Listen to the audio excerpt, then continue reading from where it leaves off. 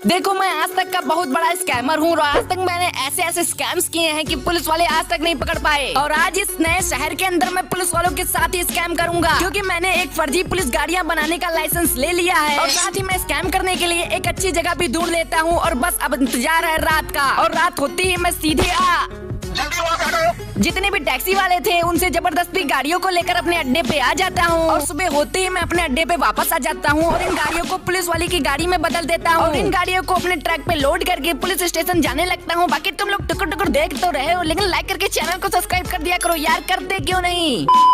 और मैं थोड़ी देर में पुलिस स्टेशन पहुंच जाता हूँ और जल्दी से जाकर इनकी पेमेंट ले आता हूँ। बाकी यहाँ से मेरे को निकलना पड़ेगा वरना ये लोग मेरे को चाप देंगे।